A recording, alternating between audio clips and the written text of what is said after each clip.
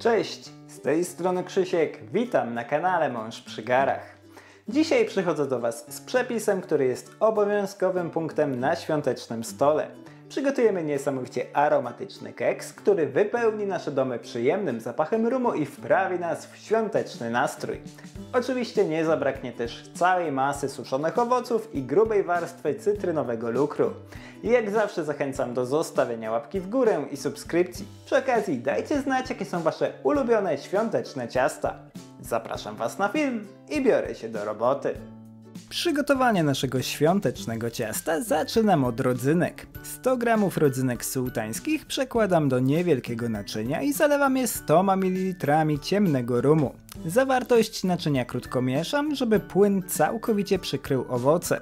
Tak przygotowane rodzynki odstawiam pod przykryciem do namoczenia na minimum 2 godziny, a najlepiej na całą noc. Kiedy rodzynki już namokną, możemy zająć się resztą owoców. Do średniej miski przekładam 50 g pokrojonych w ćwiartki kandyzowanych wiśni i taką samą ilość pokrojonych w kostkę suszonych śliwek, daktyli, suszonych moreli i żurawiny.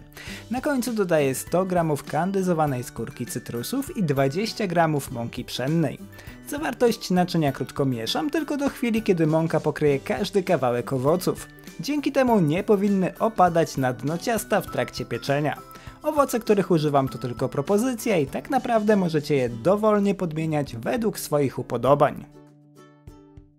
Tak przygotowany miks bakali na chwilę odstawiam i zajmuję się składnikami suchymi. Do przygotowania keksu będziemy potrzebować 320 g mąki tortowej, 2 łyżeczek proszku do pieczenia i niewielkiej szczypty soli. Składniki suche przesiewam przez drobne sitko, żeby pozbyć się wszystkich grudek. Następnie krótko mieszam je za pomocą rózgi tylko do równego rozprowadzenia dodatków w mące. Tak przygotowaną mąkę na chwilę odstawiam.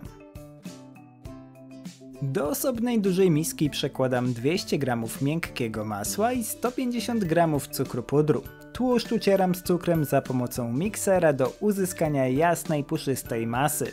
Wszystkie składniki powinny być w temperaturze pokojowej, dlatego zarówno masło, jak i jajka warto wyjąć z lodówki na przynajmniej godzinę przed przygotowaniem ciasta. Po osiągnięciu odpowiedniej konsystencji oczyszczam ścianę miski przy pomocy silikonowej szpatułki. Warto robić to raz na jakiś czas, ponieważ dzięki temu będziemy mieć pewność, że wszystko łączy się ze sobą tak jak powinno.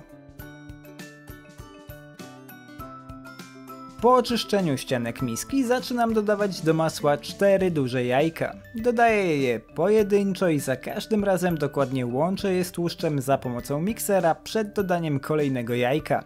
Po wykorzystaniu czwartego masa może zacząć wyglądać, jakby chciała się rozdzielić. Jest to całkowicie normalne i nie musicie się tym przejmować. W końcu jajka to wilgoć, a wilgoć i tłuszcz nie idą ze sobą w parze.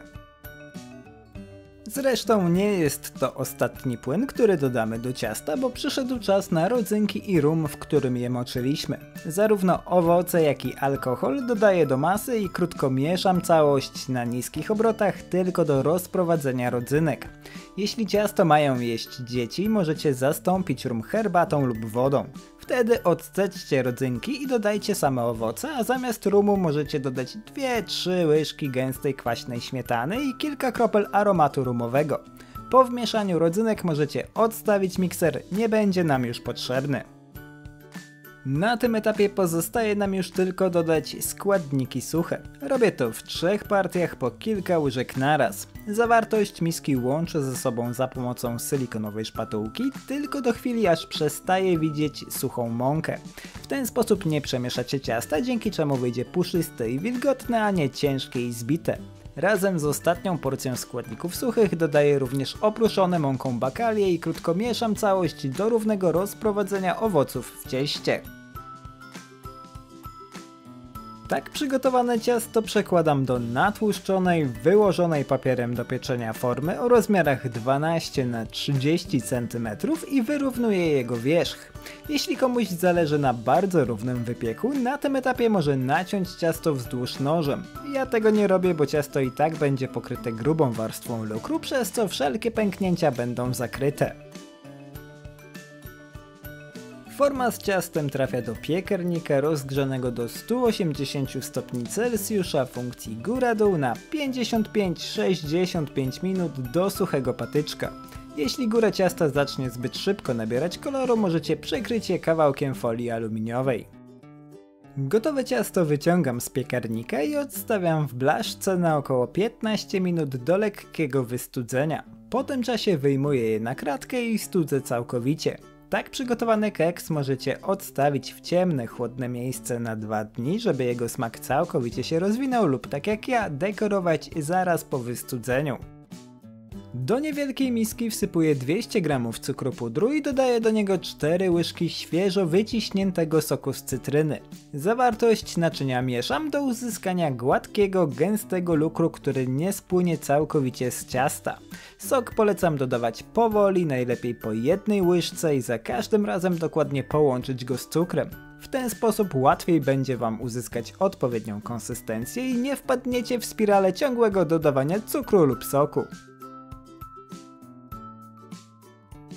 Gotowym lukrem obficie polewam ciasto. Dekoruję je jeszcze odrobiną pokrojonych w ćwiartki kandyzowanych wiśni i skórką cytrusów. Może Wam się wydawać, że lukru jest za dużo, ale prawda jest taka, że to ciasto świąteczne i raz na jakiś czas można poszaleć. Udekorowane ciasto odstawiam na chwilę do zastygnięcia lukru.